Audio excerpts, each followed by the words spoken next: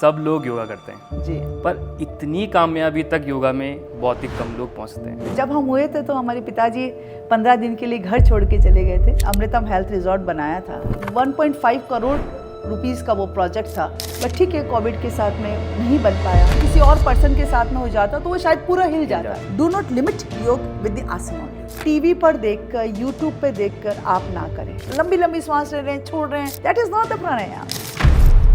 आज की हमारी गेस्ट का नाम है हेमलता शर्मा जी, जो कि एक योगा एक्सपर्ट है और ये एक इंस्टीट्यूट चलाती है योगास्थली, जहाँ पे ये लोगों को प्रेरित करती है योगा करने के लिए और स्वस्थ रहने के लिए। आज हम इनसे बात करेंगे कि कैसे आप योगा के अंदर करियर बना सकते हैं, कैसे आप योगा को एज अ अपॉर्चुनिटी देखकर रेवेन्यू जनरेट कर सकते हैं। हेमलता शर्मा जी को अभी रिसेंटली ही राष्ट्रीय पुरस्कार से भी सम्मानित किया गया है। So stay tuned till the end. First of all welcome to the show. Thank you so much. Ma'am मैं आपसे ये पूछना चाह रहा हूँ कि सब लोग योगा करते हैं जी। ठीक है, कोई ऑनलाइन देख के योगा करता है, कोई टीचर भी है योगा में जो लोगों को सिखा भी रहा है। आजकल तो जिम में भी ये कंसेप्ट हो गया है कि एक फ्लोर के ऊपर योगा होता है। राइट। पर इतनी कामयाबी तक योगा में बहुत ही कम लोग पहुंचते हैं। जिसको राष्ट्रीय पुरस्कार मिला है वो मेरे सामने बैठे हैं, तो इसका कोई शॉर्टकट है या फिर आपको ये कैसे मिला, उस पर बात करते हैं पहले। सबसे पहली बात तो योग में कोई शॉर्टकट नहीं है। ओके। ये हमें पुरस्कार कैसे मिला, तो इसके पीछे हमारा बहुत बड़ा जर्नी रहा है, योग की यात्रा रही है और योग को हमने जिया है जीवन के हर एक स्टेप पे। केवल इसको ऐसा नहीं कि आसनों तक सीमित नहीं रखा है। योग वास्तव में क्यों आर्ट ऑफ लाइफ है और इसको क्यों पार्ट ऑफ लाइफ बनाना चाहिए, तो ये बात हमने योग से जानी है।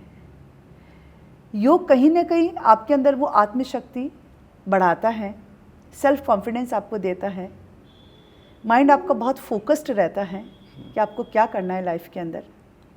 और उसके बाद जैसे कि भगवत गीता कहते हैं कि योगः कर्मेषु कौशलम, तो हर एक do your action with the perfection और परफेक्शन इन एक्शन।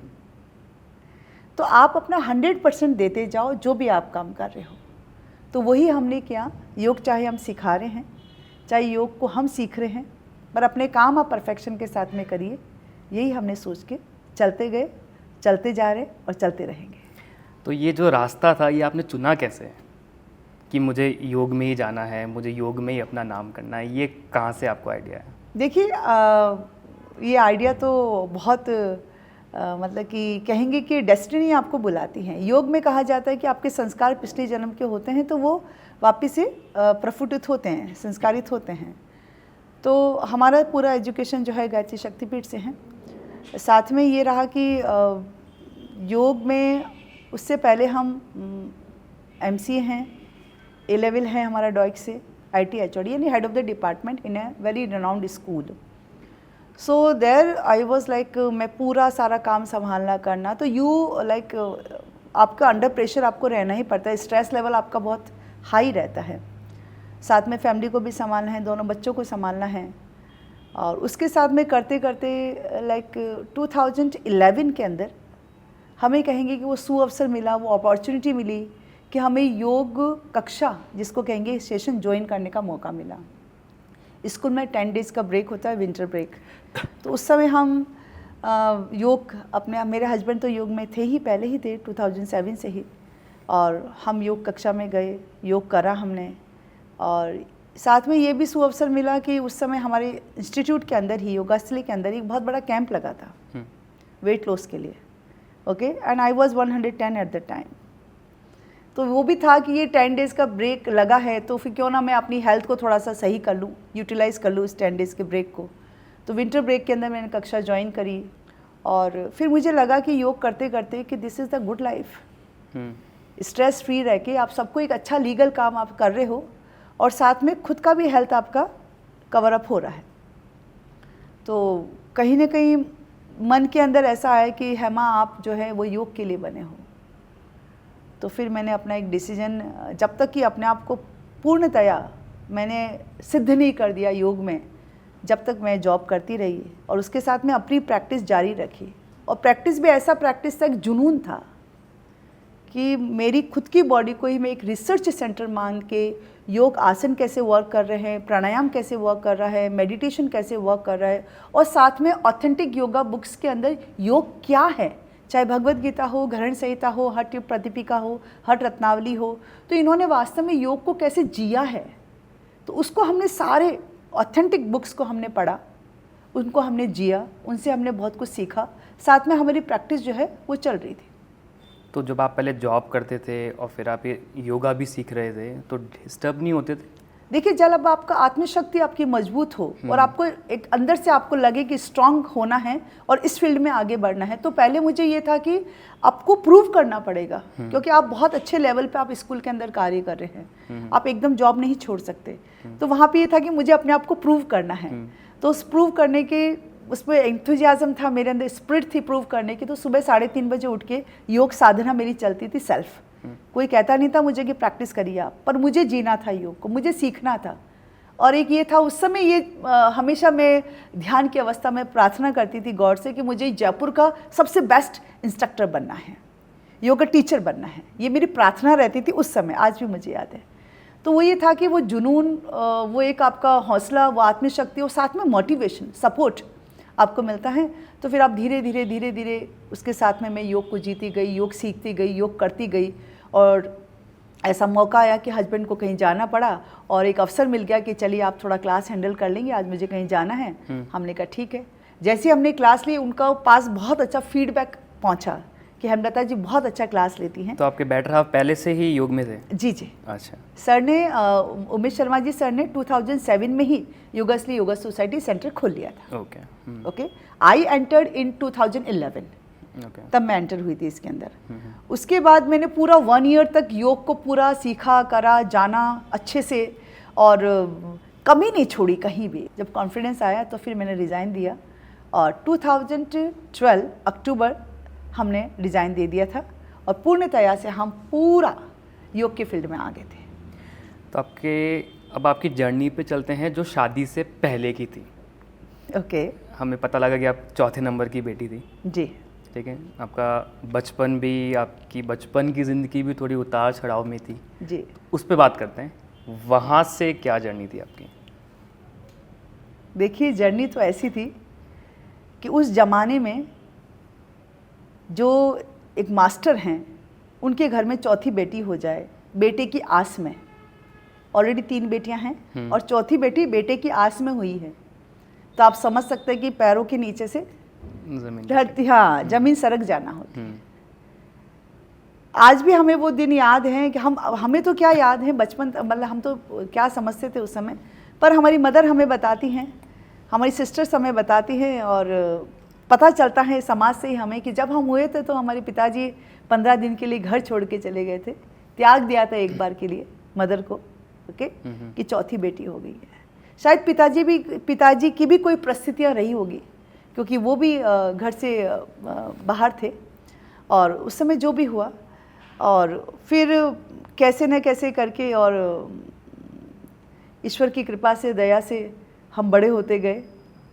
और जो भी लाइफ के उतार चढ़ाव है बचपन में, तो हमें नहीं पता है, पर हमारी मदर बताती है कि जब तीनों बहनें कपड़े पहन लेती थी, उसके बाद जो कपड़ा आता था उतर उतर के वो हम पहना करते थे। ठीक है। तो ऐसे ही शायद हम जब मम्मा कहती हैं कि, मदर बताती हैं कि मम्मा की इच्छा भी नहीं होती थी हमें दूध पिलाने की, है ना। तो चौथी बेटी है, तो आपका लगता है कि इसके आने से सारा ही मेरा माहौल गड़बड़ हो गया, एक औरत के लिए तो बहुत बड़ी।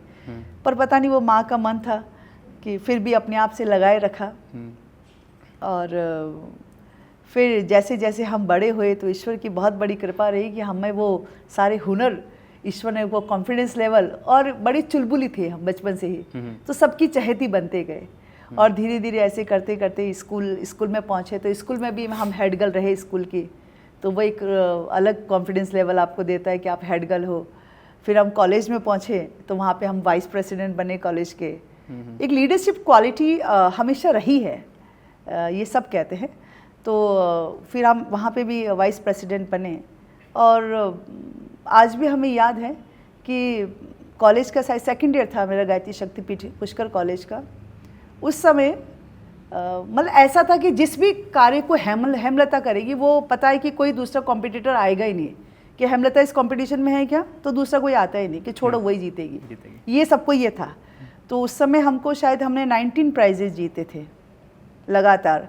जब एनुअल फंक्शन होता है बहुत बड़ा और अब मदर फादर को बुलाया जाता है तो हम खुद थक गए थे स्टेज पे जाते जाते, और बेस्ट गर्ल का अवार्ड हमें मिला था उस समय, बहुत बड़ी शील्ड हमें मिली थी वहाँ पे। तो उस समय हाँ, मेरे मदर और फादर दोनों के आंखों में आंसू थे कि बेटियाँ किसी भी तरह से कम नहीं होती हैं। उस टाइम उनके लिए प्राउड मोमेंट था वो, बहुत प्राउड मोमेंट था, और इतना प्राउड मोमेंट था कि शायद मैं उसको वर्ड्स में बता नहीं सकती कि उनके आंखों से जो खुशी के आंसू झलक रहे थे आज भी मेरे सामने आ रहे हैं। जिस तरह से उन्होंने मुझे गले लगाया था, मैंने प्रणाम किया था, तो आज सब कुछ सीन मेरे सामने है। तो उसके बाद बस ये जर्नी चलती गई। तो वो जो पहले की चौथे नंबर की बेटी को देखते थे और आज की बेटी को देखते हैं तो कैसा फील करते हैं?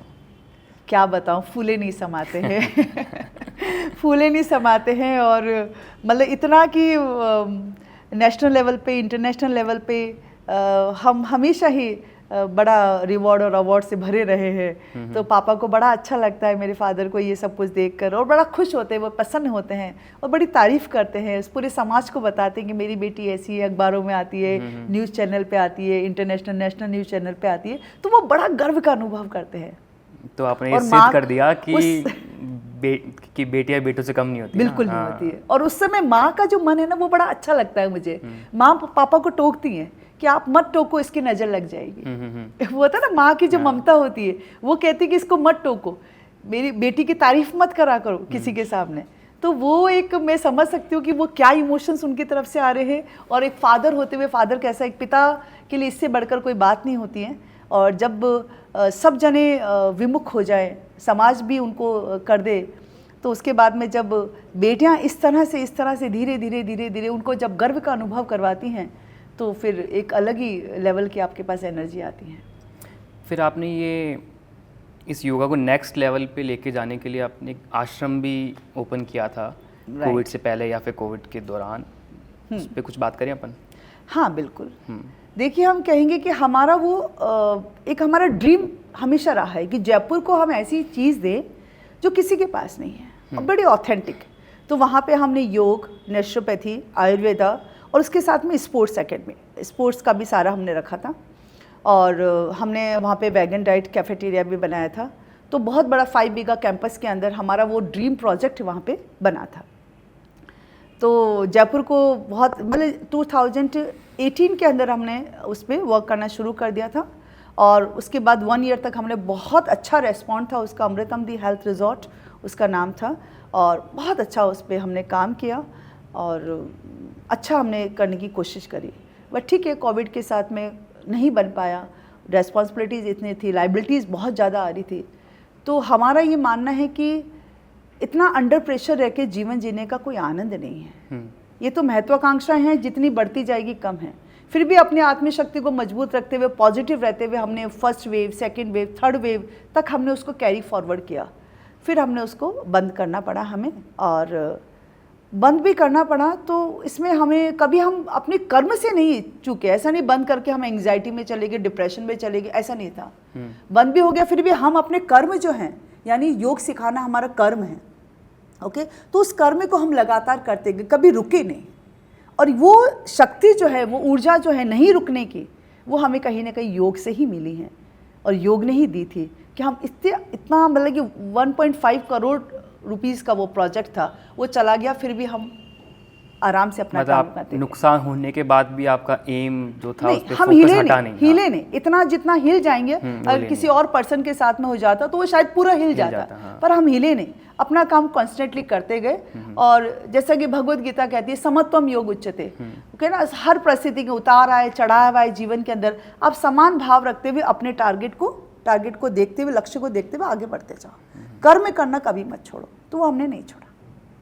तो आपके जो इंस्टीट्यूट है योगास्थली, इससे कितने लोगों को आपने स्वस्थ कर दिया है? मैं जानना चाहूँगा, नेशनल भी और इंटरनेशनल भी।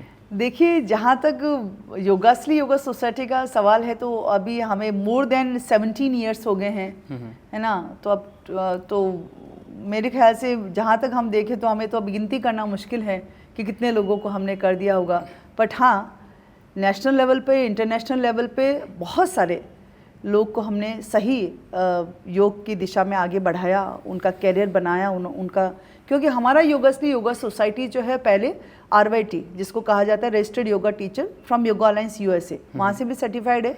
और अभी जो हमने हैं 2-3 साल हो गए हम मिनिस्ट्री ऑफ आयुष से भी, YCB से भी सर्टिफाइड हो गए हैं। और साथ में हमारा ये जो IYA है, इंडियन योगा एसोसिएशन, तो उसके भी हम एसोसिएट सेंटर हैं। ओके, ठीक है। तो यहाँ पे हम वो सारे मिनिस्ट्री ऑफ आयुष के YCB के कोर्सेज भी करवाते हैं, इंडियन योगा एसोसिएशन के जो भी सर्टिफाइड कोर्सेज हैं उनको भी हम आगे बढ़ा रहे हैं, और इस तरह से हम एक कैरियर के रूप में इसको दे रहे हैं। इंटरनेशनल लेवल पे बात करें, बहुत फॉरेन क्राउड अपने पास आता था, यहाँ से सीख के जाता था, तो इंटरनेशनल लेवल पे भी हमने बहुत सारे योग टीचर बनाए हैं। तो योग की दिशा में कहीं ना कहीं हमने बहुत काम किया है। और अभी ऑनलाइन भी हमारी क्लासेस, कोविड में भी चल रही थी ऑनलाइन क्लासेस, अभी भी हमारी बाहर की क्लासेस रन कर रहे हैं, हम चल रही हैं। आपने योगा में PhD भी किया है प्रेग्नेंट लेडीज़ पे, उस पर कुछ बताना चाहेंगे? मास्टर्स जब हम कर रहे थे उस समय हमने रिसर्च किया था कैंसर पेशेंट्स पे, है ना। महावीर कैंसर हॉस्पिटल में बहुत रिनाउंड ऑन्कोलॉजिस्ट हैं डॉक्टर ललित, है ना, उनके अंडर गाइडेंस हमने किया। और अभी जो हम PhD करने जा रहे हैं तो रोहित हॉस्पिटल है DCM पे ही, तो वहाँ पे प्रेगनेंसी को लेके, हिप्नो बर्थिंग को लेके हम वहाँ पे अपना रिसर्च कर रहे हैं। किस तरह से जो आजकल C-सेक्शन बहुत ज़्यादा हो रहा है, सबकी डिलीवरी जो भी हो रही है वो ऑपरेशन के थ्रू हो रही है, पहले भी तो नॉर्मल डिलीवरी होती थी, तो ऐसा महिलाओं को किस तरह से उनको ब्रीदिंग एक्सरसाइज क्या करवाया जाए, कौन सी प्रैक्टिस करवाई जाए, कैसा उनको गाइड किया जाए, तो वो सारा उनको मिला के उस पर मेरा रिसर्च चल रहा है। ओके, तो इससे मतलब ये पता लग रहा है कि आप MBA की पढ़ाई करो या इंजीनियर की पढ़ाई करो तब भी पैसा कमा सकते हो, आप योगा की पढ़ाई करके भी पैसा कमा सकते हो। तो बताएंगे आप कैसे इससे रेवेन्यू जनरेट कर सकते हैं? देखिए, बहुत कम शब्दों में मैं बताऊं तो हमारा पूरा गृहस्थी ही योग चला रहा है। तो आप समझ सकते हैं कि एक गृहस्थी को, पूरा परिवार को चलाने के लिए आपको कितना अपना अच्छा बैंक बैलेंस चाहिए होता है। और अभी हमने बताया कि हमने अमृतम हेल्थ रिजॉर्ट बनाया था, तो वो सारा कहाँ से? योग से ही आया है। तो योग में एक बहुत अच्छा कैरियर आप बना सकते हैं, योग के फील्ड में बहुत आगे बढ़ सकते हैं, और अपना खुद का एक इंस्टीट्यूट आप डेवलप कर सकते हैं, योगा स्कूल आप बना सकते हैं, फ्रीलांसर आप काम कर सकते हैं, किसी हेल्थ क्लब में काम कर सकते हैं, आप हॉस्पिटल्स में काम कर सकते हैं, वेलनेस सेंटर्स में काम कर सकते हैं। इतने सारे आपके पास, इतने सारे अपॉर्चुनिटीज़ आपके पास आ जाएगी यदि योग सही ढंग से आप सीख लें। तो रास्ते इतने सारे खुले हैं, आप काम कहाँ करना चाहते हो ये आपको डिसाइड करना है। तो कैरियर पॉइंट ऑफ व्यू से तो बहुत अच्छा है, और बहुत अच्छा आप देश में भी काम कर सकते हो, विदेश में भी काम कर सकते हो, बाहर भी आप, इंटरनेशनली भी आप काम कर सकते हो। आजकल बहुत बड़े बड़े कॉर्पोरेट सेक्टर्स हैं जहाँ पे वेलनेस पे बहुत उस पर फोकस किया जाता है। वेलनेस HR जो है वो वेलनेस के लिए पूरा प्रोजेक्ट उनका होता है, तो बड़े बड़े प्रोजेक्ट आप कर सकते हो, योग उत्सव आप कर सकते हो। तो इस तरह से योग आपको पूरा कैरियर पॉइंट ऑफ व्यू से एक अच्छे अमाउंट आपको दे सकता है, जहां आप अच्छे से अपनी लाइफ को सेटल कर सकते हैं। अपन जैसे अभी करियर अपॉर्चुनिटी की बात कर रहे हैं योगा के अंदर, अगर कोई योगा का इंस्टीट्यूट ओपन करता है तो उसको किन किन बातों का ध्यान रखना चाहिए एट अ फर्स्ट? देखिए, योगा इंस्टीट्यूट यदि ओपन करें तो पहले तो आप ध्यान रखिए कि आप कहाँ पे, कौन सी लोकेशन पे आप ओपन कर रहे हैं। ओके, लोकेलिटी अच्छी होनी चाहिए, माइंडेड पीपल होने चाहिए जो समझे कि योग कैसे असर करता है हर एक लेवल पे, फिजिकल, मेंटल, इमोशनल लेवल पे। और योग, और उसके साथ में अगर आप सेंटर कोई डेवलप करना चाहते हैं तो ऑथेंटिक आपके पास खुद आप सर्टिफाइड होने चाहिए, ये बात बहुत ज़रूरी है। आपके पास सर्टिफिकेशन ऐसा हो जो आपको ऑथेंटिक बनाता हो कि आप योग सेंटर खोलने जा रहे हैं। उसके बाद में आपको प्रेमाइसेस आपका ऐसा होना चाहिए कि खुला हो, थोड़ा सा पॉजिटिविटी वहाँ पे हो, हवादार हो, तो ये बहुत ज़रूरी है। बाकी योग सेंटर के लिए एक आपका मैनेजमेंट होता है कि एंट्रेंस आपका, जो आप एंटर करते हो योग सेंटर के अंदर, तो आपका बिल्कुल एक, जो भी किसी भी नेगेटिविटी को लेके एंटर कर रहा है तो वो अंदर जाते से पूरा पॉजिटिव हो जाए। तो आपको पूरा आपका इंटीरियर वो डेकोरेशन है वो ऐसा होना चाहिए, मतलब वो योगा की वाइबिंग क्रिएट करे, वाइब वैसा होना चाहिए, वो ऐसा होना चाहिए। प्लस ये सब कुछ भी आप क्रिएट कर लोगे, बट लोगों को ज़्यादा दिन तक पागल नहीं बना सकते। आप समझ रहे हैं बात मेरी? आपको सही ढंग से योग का आपको ज्ञान होना चाहिए और आपको सिखाने का तरीका आना चाहिए अगले की बॉडी के अनुसार। ऐसा नहीं कि जो आपने सीखा है वो सब बॉडी पे आप इस्तेमाल कर रहे हो, ऐसा नहीं होना चाहिए। तो आपका एक क्लास का सेशन ऐसा होना चाहिए कि जो एंटर हो जाए आपका स्टूडेंट, वो वहाँ से पीस ऑफ द माइंड लेके जाए और बहुत अच्छे से अपने आप को कलेक्ट करके जाए, उस एनर्जी को लेके जाए वहाँ से। तो मैं यही कहूँगी कि योग सिखाने से पहले खुद पे वर्क करना बहुत ज़रूरी है। योग को अंदर तक जानना बहुत ज़रूरी है, उसकी छोटी छोटी बारीकियों को सीखना बहुत ज़रूरी है, क्योंकि योग अगर सही ढंग से नहीं सिखाएंगे तो वो अर्थ का अनर्थ भी कर सकता है। आप समझ रहे हैं मेरी बात? अर्थ का अनर्थ भी कर सकता है। सही ढंग से अगर आपने प्राणायाम नहीं सिखाया, मशीन के जैसे बॉडी को इस्तेमाल करा, तो आप उसका रिजल्ट नहीं दे पाएंगे। किसी टीचर के, अच्छे रिनाउंड और एक्सपीरियंस टीचर के अंडर गाइडेंस आप सीखेंगे योग क्या है।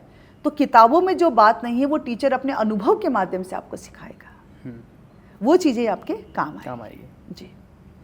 योगा ट्रेनिंग के अंदर डिफरेंट लेवल क्या क्या होते हैं? देखिए, बहुत सारे लेवल होते हैं और इसके अंदर मैं आपको बता सकती हूँ कि जो हमारा YCB का कोर्स चलता है, योगा सर्टिफिकेशन कोर्स चलता है, तो उसके अंदर आपके जैसे लेवल 1 है, लेवल 2 है, लेवल 3 है, लेवल 4, लेवल 5, लेवल 6, लेवल 6, ऐसे धीरे धीरे वो लेवल्स बढ़ते जाते हैं। यानी एक स्टेप आप धीरे धीरे एक स्टेप योग को समझते हुए आप आगे बढ़ते हैं। ऑलराइट। और हम बात करें कि IYA की, इंडियन योगा एसोसिएशन की, तो आपके बेसिक कोर्स चल रहा है, फाउंडेशन कोर्स जिसको कहते हैं, फिर आपके सर्टिफाइड कोर्स चल रहा है, फिर एडवांस लेवल का कोर्स चल रहा है। तो वो भी कैटेगराइज है कि आप फंडामेंटल अपना अच्छा करो, पहले बेस अपना अच्छा करो, देन यू कम अप, फिर आप और एडवांस लेवल का करो, उससे भी और एडवांस लेवल का धीरे धीरे, और फिर करते करते आप थेरेपी की तरफ जाओ। तो ये आगे बढ़ना ऐसा प्रोसेस है with the beautiful beginning, with the never ending process. Still I am learning, so you can think, okay? इतने सालों का अनुभव होने के बाद में भी अभी हर दिन आपको योग एक नई बात सिखाता है। तो still I am learning, it means process में है, अभी भी आप सीख रहे हो। तो वो है कि जितना आप सीखोगे उतना आपको कम लगेगा। तो योग में नहीं है, मतलब हाँ, कोई लिमिट नहीं है, पर हाँ सर्टिफाइड कोर्सेज का आपका ये है कि आप लेवल 4 कर लीजिए। एक ऑथेंटिक योग टीचर बनने के लिए काफ़ी है। आप सर्टिफाइड कोर्स कर लीजिए एडवांस लेवल का, एक ऑथेंटिक योग टीचर बनने के लिए IYA का काफ़ी है। ये हम कह सकते हैं। अब जैसे आजकल ऑनलाइन योगा भी सिखाते हैं, तो ऑनलाइन योगा और फिजिकल योगा में क्या डिफरेंस है? देखिए, ऑनलाइन तो ऑनलाइन है, और जब आप इन पर्सन आप जाते हैं, योग सीखते हैं, तो कहीं ना कहीं टीचर का सपोर्ट आपको मिलता है। टीचर बहुत अच्छे से आपकी बॉडी को ऑब्जर्व भी कर पाते हैं और अच्छे से सिखा पाते हैं आपको। ऑनलाइन जब करते हैं तो कंप्लीटली, यदि टीचर आप बहुत अच्छे हैं, हाईली एक्सपीरियंस्ड हैं और आपको पता है कैसे टीच करना है, तो ऑनलाइन भी आप अच्छा सिखा सकते हैं। तो रिजल्ट दिखते हैं ऑनलाइन में भी? ऑनलाइन में भी दिखते हैं। I am also taking online classes. बाहर से सारी मेरी ऑनलाइन क्लासेस हैं, इंडिया से भी ऑनलाइन क्लासेस होती हैं मेरी। तो आराम से आप सिखा सकते हैं, but a teacher has to become more focused कि स्टूडेंट कहीं गलती तो नहीं कर रहा है। तो टीचर को अलर्ट रहना वहाँ पे बहुत ज़रूरी है। और ऑनलाइन मैं ये कहूँगी कि टीचर ट्रेनिंग यदि आप कर रहे हैं तो आप कभी ऑनलाइन नहीं करें, उसको आप ऑफलाइन करें। ओके। ताकि आप और अच्छे से उसको सीख पाएँ, जान पाएँ और समझ पाएँ। अगर आप नए नए अभी योग टीचर बने हो और आप ये ऑनलाइन लेने लग जाओगे, आप उसको समझ नहीं पाओगे। तो ये अनुभव के साथ आपकी चीज़ें आगे बढ़ती हैं जब आप परफेक्शन दे पाते हो। अब जैसे मार्केट में काफ़ी ज़्यादा जिम है, ठीक है, अब वैसे ही मार्केट में काफ़ी ज़्यादा योगा इंस्टीट्यूट भी है। तो अगर मैं जा रहा हूँ योगा इंस्टीट्यूट ढूंढने के लिए, तो मैं क्या क्या बातों का ध्यान रखूँ कि मुझे इसी योगा इंस्टीट्यूट में जाना चाहिए? ओके, तो इसमें यदि आप बहुत बिगनर हैं, ओके, और आप किसी योगा इंस्टीट्यूट में जा रहे हैं जहाँ पे आपने कभी केवल नाम और फेम सुन के आप जा रहे हैं उसका, तो वहाँ पे आपको ट्रायल लेना बनता है। ओके। आप 1-2 ट्रायल लीजिए। 1-2 ट्रायल में ही आपको पता चल जाएगा कि whether you are understanding the given instructions और नॉट। आपकी बॉडी कैसा रेस्पॉन्ड कर रही है ये आप समझ जाएंगे। और टीचर का अनुभव, टीचर कैसा है उसका अनुभव भी आप वहाँ पे आपको जज कर पाएंगे आप। तो 2-3 योगा क्लास, आप योग क्लास जो है वो आप ट्रायल क्लास लीजिए, और उसके बाद में अपने आप आपका बॉडी और आपका माइंड रेस्पॉन्ड करेगा कि सही है या नहीं है। You will feel comfortable. Okay, तो कंफर्टेबल फील कर रहे हैं, आपको अच्छा लग रहा है, दिन भर आपका एनर्जी लेवल अच्छा रह रहा है 2 दिन में ही, सो यू कैन डिसाइड। जैसे योगा है तो योगा हाई एंड क्लाइंट्स के लिए ही बना है या फिर योगा अभी ग्रामीण लेवल तक भी है? देखो, आप देखोगे अभी तो गांव गांव ढाणी ढाणी योग पहुंच चुका है। ओके। सब योग के महत्व को समझ चुके हैं और सभी फोकस करके कहीं ना कहीं समय निकालकर योग कर रहे हैं। जहाँ तक हमारा अनुभव और हमें देखने में आया है तो सभी अभी योग की दिशा में आगे बढ़ रहे हैं। सबको पता चल चुका है कि केवल फिजिकल बॉडी पे ही ध्यान देना पर्याप्त नहीं होगा, मेंटल बॉडी पे, इमोशनल बॉडी पे भी ध्यान देना पड़ेगा। और योग जो है एक थेरेपी के रूप में उभर रहा है। योग से बहुत सारी चीज़ें ठीक हो रही है, मेंटल लेवल पे भी, फिजिकल लेवल पे भी। तो उसको लेके भी योग की दिशा में लोग बाग आगे बढ़ रहे हैं और गांव में भी देखने को आया है। मैं खुद गांव से बिलोंग करती हूँ तो मुझे पता है कि वहाँ पे भी हमें देखने को आया कि और कुछ नहीं तो सूर्य नमस्कार ही कर रहे हैं, ज़्यादा कुछ नहीं तो अनुलोम विलोम कर रहे हैं, कपालभाति कर रहे हैं। तो योग कहीं ना कहीं अब धीरे धीरे धीरे धीरे वो अवेयरनेस, वो जागरूकता गाँवों की तरफ भी आ रही है। हम ये नहीं कह सकते कि केवल ये सोफिस्टिकेटेड या बहुत हाई लेवल के लोगों के लिए ही योग है ना। अब वो अवेयरनेस डेवलप हो रही है, धीरे धीरे चेंज आ रहा है। तो मतलब अगर अपन थोड़ा बहुत भी योग करें, अपन सूर्य नमस्कार करें, चाहे अपन अनुलोम विलोम करें, तो वो भी इफ़ेक्टिव है जितना आप स्टूडियो में सिखाते हैं? देखिए, इफेक्टिव तो होगा ही थोड़ा बहुत तो, क्योंकि बॉडी अगर हिल ही नहीं रहा है और आपने उसको थोड़ा सा वर्कआउट में ले लिया है। सूर्य नमस्कार आप कर रहे हो तो सूर्य नमस्कार अपने आप में एक कंप्लीट आपकी एक्सरसाइज है जो आपके सारे बॉडी पार्ट, सारे जॉइंट, सारी मांसपेशियों को पूरा ब्लड सर्कुलेशन बढ़ा देगी। तो वैसे ही आपको अच्छा लगेगा, लाइट फील करेंगे आप। बट फिर मैं ये बात कहूँगी कि टीवी पर देखकर, यूट्यूब पर देखकर आप ना करें। ओके। आप करें भी तो कोई ऑथेंटिक योग टीचर होना चाहिए, उसके अंडर गाइडेंस आप देख के करें, ठीक है। क्योंकि आप जो करोगे, अगर आपकी बॉडी का वात पित्त कफ जिसको कहा जाता है आपको पता ही नहीं है, ओके, और आपको सपोज आपको पित्त दोष है, आपके बहुत ज़्यादा एसिड बनता है और आप कपालभाति करने बैठ गए। सपोज आपको हाई ब्लड प्रेशर रहता है और आपको पता ही नहीं कि हाई ब्लड प्रेशर से कपालभाति करेंगे तो और बूस्टअप हो रहा है, क्योंकि आपने तो देखा और करना शुरू कर दिया। आपने अपनी बॉडी को जज नहीं करा कि मेरे लिए क्या अच्छा है योग के अंदर। तो वो आपको जानना बहुत ज़रूरी है, फिर उसके बाद आप करते जाइए। ओके, मतलब एक बार आप अगर इंस्टीट्यूट में टीचिंग कर लेते हैं, मतलब आप लर्निंग कर लेते हैं, तो उसके बाद आप घर पे भी कर सकते हैं ना? हाँ, उसके मतलब बाद उसी लेवल तक आप घर पे भी कर सकते हैं। अपनी बॉडी को समझकर आप किसी अच्छे योग इंस्टीट्यूशन में, अच्छे अनुभवी योग टीचर के अंडर गाइडेंस पहले आप योग को सीखिए, आसन को सीखिए। आपकी बॉडी के लिए कौन से आसन सही रहेंगे वो आप सीखिए, आपकी बॉडी की लिमिटेशन के साथ में, ऑलराइट। उसके बाद में आप अपने प्राणायाम को करिए, अपनी बॉडी को देखते हुए। हेल्दी है तो आप सूर्य नमस्कार कर लीजिए, वो आपको फायदा ही देगा, ब्लड सर्कुलेशन और बढ़ाएगा, बॉडी आपका डिटॉक्स करेगा, ठीक है। आप प्राणायाम कर लीजिए। प्राणायाम भी क्या करता है, बॉडी को डिटॉक्स करता है, प्यूरिफाइड करता है, तो वो आप कर सकते हैं। पर वो है कि जहाँ तक हमें देखने में आया है, प्राणायाम को श्वासायाम कर दिया है। कैसे? कि केवल नेजल ब्रीदिंग रह गया है कि लोग बाग हम देखते हैं कि अननोइंगली आप देख रहे हैं इधर उधर लंबी लंबी सांस ले रहे हैं, छोड़ रहे हैं, उन्हें बस हवा का आना जाना ही प्राणायाम है और वास्तव में वो श्वासायाम है। अच्छा। दैट इज नॉट द प्राणायाम। प्राणायाम वो है जो आपकी चेतना को, आपकी कॉन्शियसनेस को जागृत करते। एक तरीका है प्राणायाम करने का, एक रीति नीति है प्राणायाम करने की, तो वो आपको पता होना चाहिए, तब तो उसका पूरा फायदा उठा पाओगे। और प्राणायाम यदि सही ढंग से नहीं करा तो आपको वात दोष हो जाएंगे, है ना। जो वात हवा से रिलेटेड जो भी दोष हैं वो आपकी बॉडी के अंदर सही अच्छे वाला ट्रिगर हो जाएंगे, वो दोष आने लग जाएंगे। तो आप क्या कहोगे फिर, योग असर नहीं कर रहा है, हम तो इतनी कपालभाति करते हैं। फिर आप उसको मतलब आप पहले से गलत कर रहे हो, फिर आप योग को दोष दोगे। योग में दोष नहीं है, दोष आपके करने में है, आपने सही ढंग से सीखा नहीं है। उसको सही ढंग से, सही तरीके से यदि योग को अपनाया जाए अपने जीवन के अंदर, योग आपको वो दे देगा जो आप सोच भी नहीं सकते। जिस चीज़ को सोच के आपने योग में एंट्री ली है वो तो आपको मिलेगा ही मिलेगा। उसके अलावा भी योग आपकी पूरी लाइफ को सेटल्ड करके रख देगा, बैलेंस करके रख देगा, आपको आत्मशक्ति आपकी बढ़ा देगा, विल पावर आपकी स्ट्रॉन्ग कर देगा और आपकी clarity of the thought process and the mind, जो भी आपका लक्ष्य है उसमें आप बहुत क्लियर हो जाएंगे अगर सही ढंग से करेंगे तो। जो आम लोग होते हैं वो मुश्किल से 3 से 4 मिनट या 5 मिनट ही योग कर पाते हैं, जो आपने बोला श्वासायाम वो ही कर पाते हैं, और आपने तो 13 घंटे तक लगातार योग किया है, कैसे?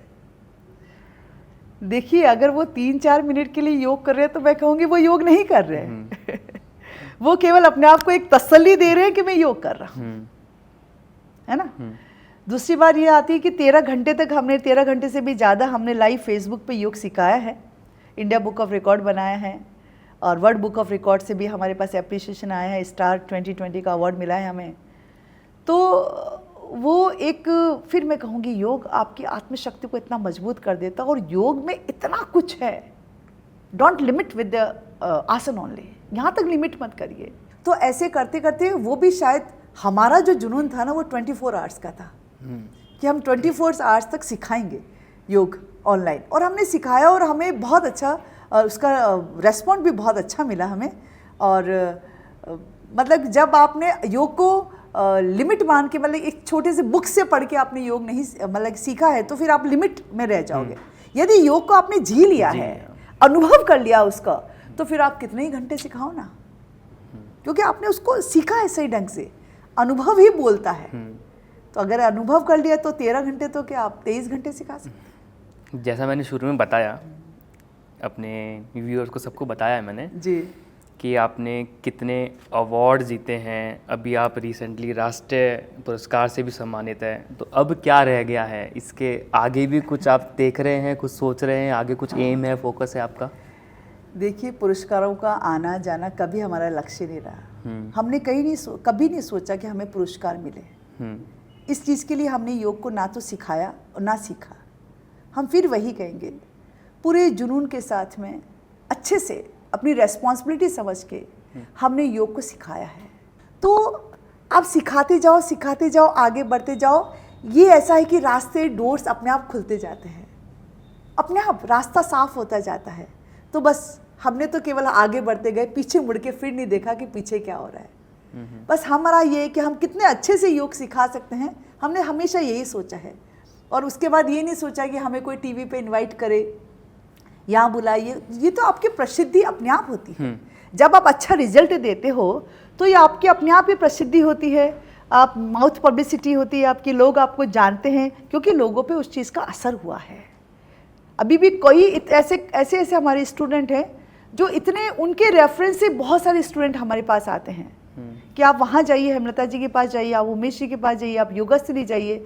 चाहे आपको फिजिकल लेवल पे ठीक करना है, मेंटल लेवल पे ठीक करना है, एंग्जाइटी है, डिप्रेशन है, इमोशनल लेवल पे भी आपको हील करना है, तो आप एक ऑथेंटिक योगा प्लेस आपका बन चुका है योगास्थली योगा सोसाइटी। आप वहाँ जाइए, आपको बहुत अच्छी सर्विसेज मिलेगी। क्योंकि योगास्थली का यूएसपी जिसको कहते हैं ना, वो सर्विसेज ही हैं। हमने कभी भी अपनी क्वालिटी से कंप्रोमाइज़ नहीं किया। ओके और हमने सबके लिए बिल्कुल, आज भी हमारा जो फीस है वो उतना ही है जो 15 साल पहले था। तो हम इसमें बिलीव करते हैं कि हमारे माध्यम से यदि कोई ठीक हो जाता है तो इससे बड़ी बात हमारे लिए कुछ नहीं हो सकती। मतलब आपका एम है सबको स्वस्थ देखना? बिल्कुल, सबको स्वस्थ देखना, सबके चेहरों पे मुस्कुराहट देखना और सबको लाइफ जीने में आनंद आना चाहिए। ये ईश्वर करे ऐसा हो जाए। आप कर रहे हैं तो ज़रूर हो जाएगा। अगर हेमलता शर्मा जी की लाइफ को एक लाइन में डिस्क्राइब करना हो तो आप कैसे डिस्क्राइब करेंगे?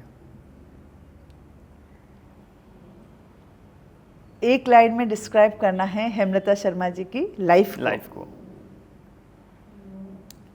अपने आप पे भरोसा रखो, आत्मशक्ति पे काम करो, कभी पीछे मुड़ के मत देखो, आगे बढ़ते जाओ, अच्छे कर्म करते जाओ, निस्वार्थ भाव से, निमित्त भाव से, फिर ईश्वर आपको जो देगा आप उसको स्वीकार करो। Thank you so much for coming. आप आए, आपने इतना समय दिया और आपने लोगों को स्वस्थ रहने के बारे में जो बताया, थैंक यू सो मच। हम भी अपनी तरफ से धन्यवाद देना चाहते हैं वाई स्टोरीज़ को, और आपका ये जो मिशन है वो आपका आगे बढ़ता जाए और आप यूं ही जैसे हमको आपने बुलाया है वैसी कई ऐसी हस्तियों को आप आगे बुलाएं जो चेंज मेकर रही हो, समाज के अंदर चेंज जिन्होंने दिया है, ताकि पूरा समाज उनको देखकर एक मोटिवेशन के रूप में उनको ले और आगे बढ़े। Thank you so much.